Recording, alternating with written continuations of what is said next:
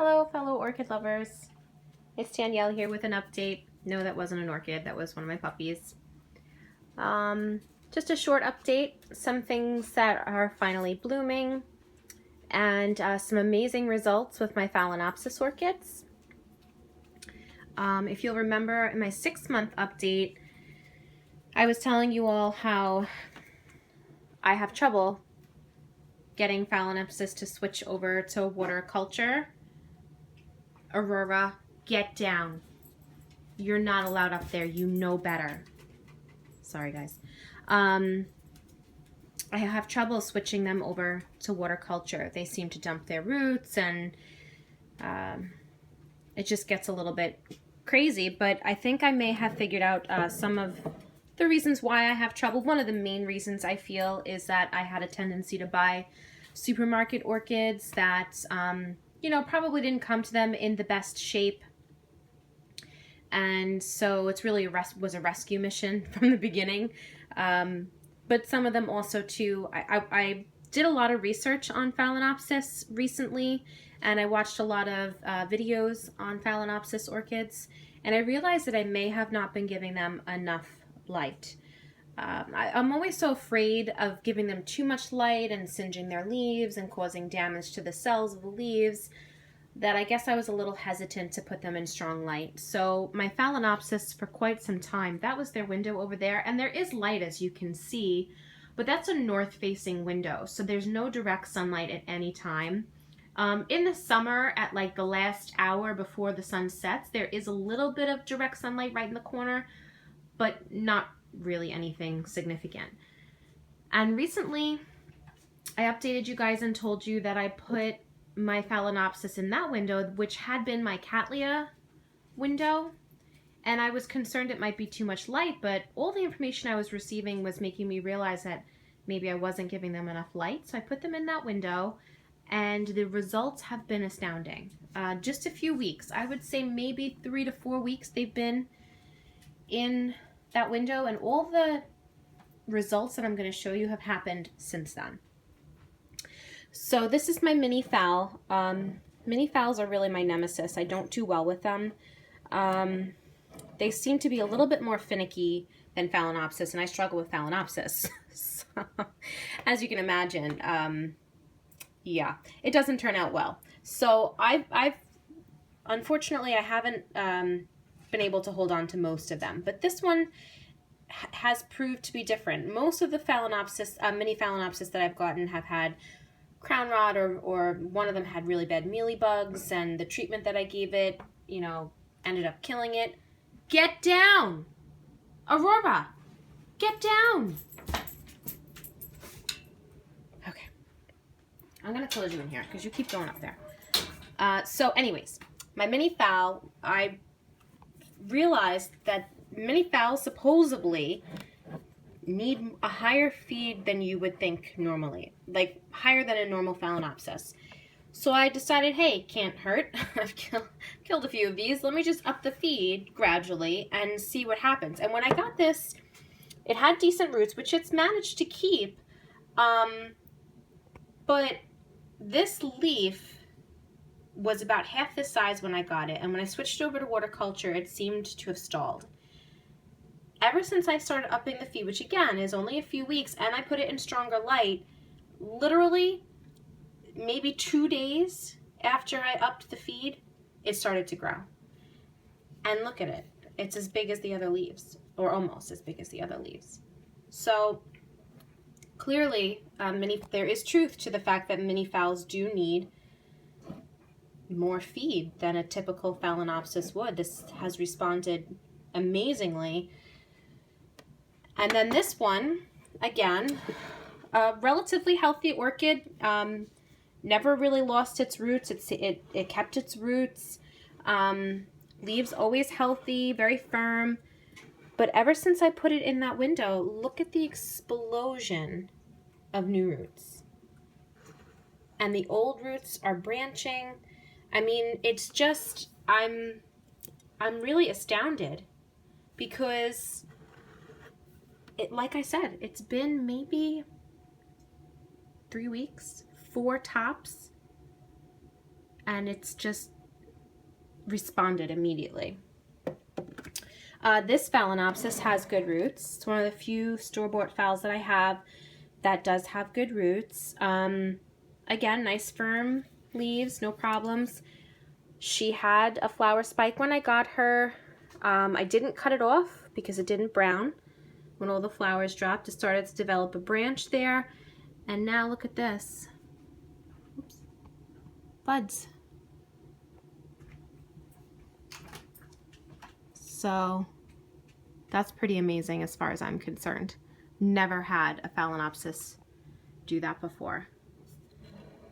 I know other people have, but I've just always killed Phalaenopsis before I started waterculture. So, you know, if this had been a year ago and I bought a Phalaenopsis in bark and tried to get that to happen, there's no way. So I'm just really happy about that. This is my Phalaenopsis that developed a keiki on her flower spike. The leaves are getting bigger. I'm not really sure how this roots, if it will root right there on the branch, or if I have to do, like, cut it off and do a rooting hormone.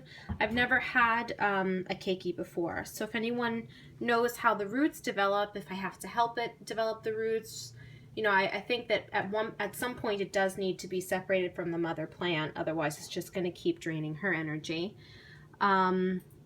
It also, mother plant's getting new roots, so that's good, and her old roots are branching and getting green growing tips. So she's doing well. And again, the keiki started developing once I put her up in that window. So that's exciting.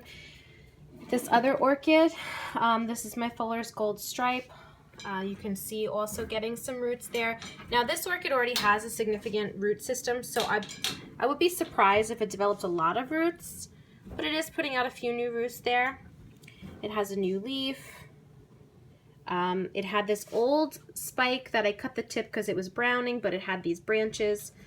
I can't say that the branches have really done anything. They kind of seem to have stalled, but this little node here developed something. I don't know yet if it's a spike or another keiki.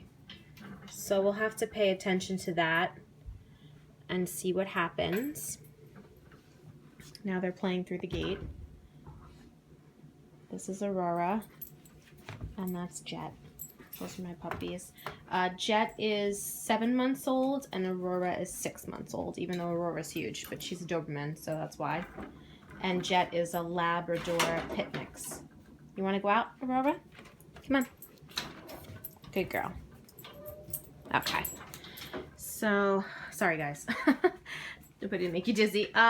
This is my Charlie Phalaenopsis that she got me when I fell and hurt myself, and it's still blooming, still going strong. Flowers show no sign of fading. The orchid itself seems to be doing good. No growing tips or anything like that, but no bad signs. No roots seem to be dying, so we're happy about that. You know, when an orchid has meaning, you kind of want to hold on to it, so I'm glad it's doing well. So excited to report that my Rhyncostylis is starting to open. We still have quite a few buds here. This is the white with pink spots. Really beautiful blooms. No fragrance yet that I can detect, but they did just start popping open. So it might not develop a fragrance right away. I believe this one has another spike, but I have this very precariously perched into this pot so that the there's a lot of peas in a row, that the spike won't get injured, so I don't want to go digging among the leaves to show you, but either this one or the red one has another spike coming, so that's very exciting. This is the red one. I realize it's showing up more like a pink color, but this is actually, I mean, I wish I could show you. It is so, oh sorry, it is so deep red, almost like a purpley red, just like dark. It is not the color you're seeing right now. It is very, very dark. It's a deep, like, wine red.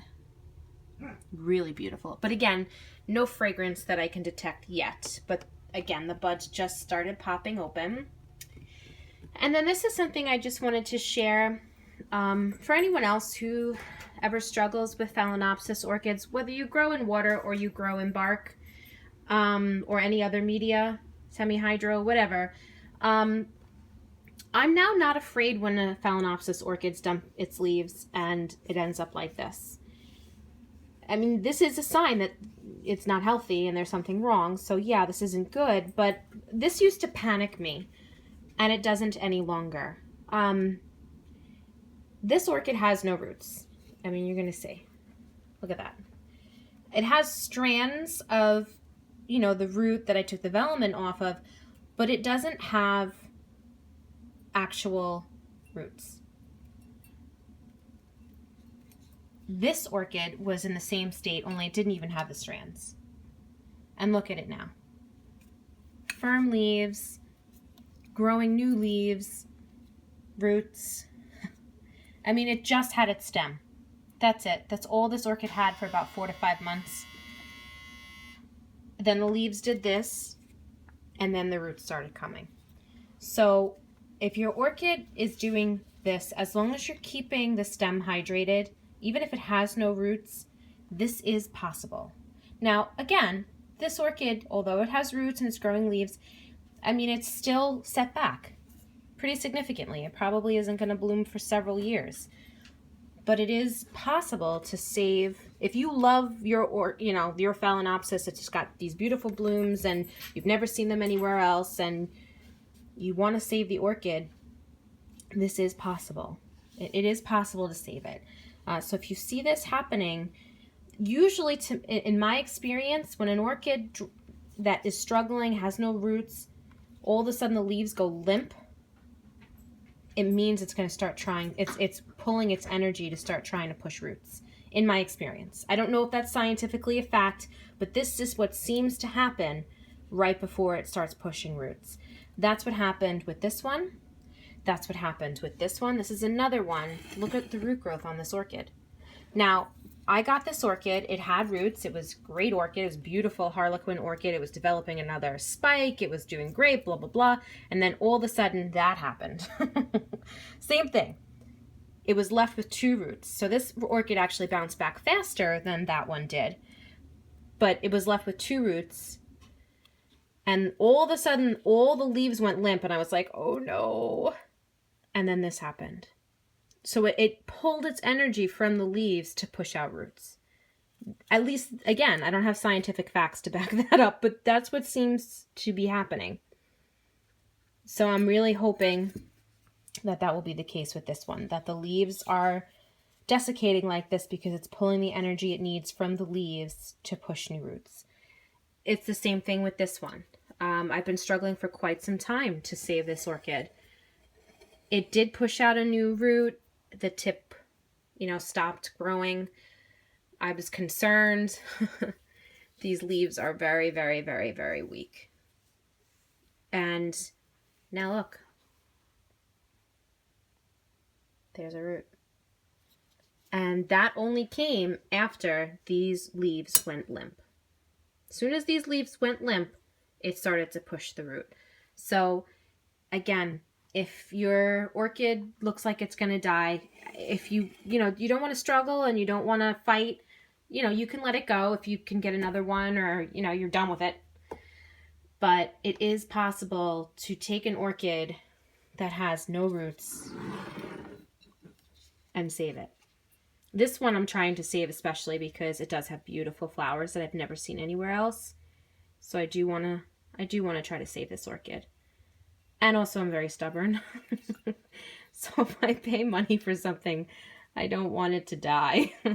So anyways, I'm hoping in maybe a week or so, I will be updating you and showing you the new root growth on this orchid, because it happened with that one, it happened with that one, and it happened with that one. So it is possible, and I'm going to hope that it's going to happen with this orchid. So anyways, just a short little update. My beautiful new blooms. It is so nice to have something like this to look at when the weather outside is frightful. I don't know if I mentioned this, but we had a storm this weekend. We were at a wedding and it was snowing. We only got about an inch, But we're supposed to, in 2 days' time, get another storm where we're going to get several inches. So that's something to look forward to. But anyways, that's my update for now. I hope everyone is doing well, and I will talk to you next time.